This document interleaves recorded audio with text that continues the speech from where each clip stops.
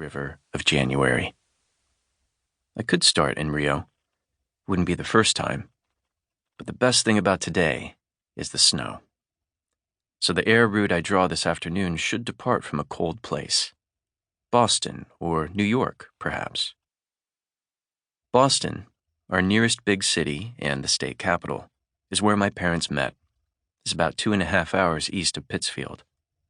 I visit Boston once or twice a year, on day trips with school or my family, to the Science Museum, the aquarium, or my favorite skyscraper, which is blue, as is nearly everything I like best.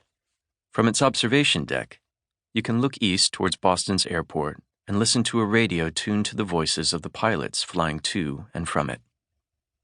Boston, then. I'll start in Boston. Today's destination, meanwhile, is not a real city.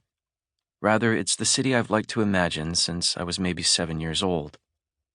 Its location changes occasionally, as does its name. But no matter where I draw it or what I call it, it's the same city to me. My city is where I travel to when I'm sad or worried, or when I don't wish to think about what I don't like about myself, such as the fact that I'm unable to pronounce the letter R, and therefore many words, including my own name. It's also where I go when I want to escape my dawning awareness that I'm gay. A few months ago, for example, the youth group my brother and I attend, the one that gathers on the second floor of a church here in Pittsfield, held a session about human development.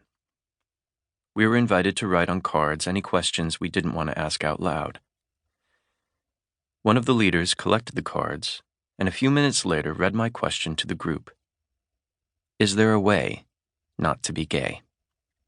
He paused and finally answered, I don't know of a way. Instead, he said, it's something people come to accept about themselves. And when I realized that he was looking at me, and how much I feared what he might say next, I turned my eyes away from his and towards the lights of my imaginary city. I also like to go to my imaginary city at more ordinary times, when I'm doing things I don't enjoy, such as washing up or raking leaves. When, in school, I get bored or lose track of what the teacher is saying, or when it's late and the house is quiet and dark but I can't sleep, and so I look out of my bedroom window and I see how blue the night is, and that it has started to snow, and when I lie back down and close my eyes, I see the same snow falling past the towers of my city. Now the lights from Dad's car appear on the drive and shake over the garage doors, and I pick up the pencil again. I make 2 small circles on the map and write a name by each. I draw the line that curves between them, and then I go downstairs. Abu Dhabi. A young woman finishes an uneven rendition of Gloria Gaynor's I Will Survive and hands back the mic. A few minutes later, Jane, a late middle-aged woman with shoulder-length curly brown hair, picks it up. I'm terrible at karaoke, but an enthusiastic supporter, and as she reaches the stage, I applaud and try to shout the loudest. Jane is one of the cabin crew from my flight from London today. She worked in the forward cabin, the one nearest to the flight deck.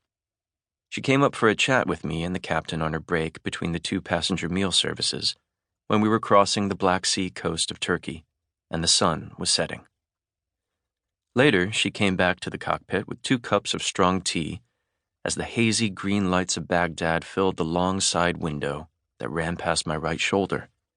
And she returned again as we sailed down the Gulf skies and crossed near one glowing city after another, and over the petroleum complexes that themselves resemble whole cities. Then, in the terminal in Abu Dhabi after touchdown, Jane and I spoke once more about the views we'd each had of this desert metropolis, which sprawled on the coast like the Milky Way on a beach holiday, as we made a slow circuit above and landed, having reversed direction, facing back towards London. Nothing we talked about, though, has prepared me for what happens when she starts to sing. Jane's voice is so rich, it seems to change the air in the room. Entire tables of friends or colleagues fall silent as they turn and see that she has not only the voice, but also all the right moves.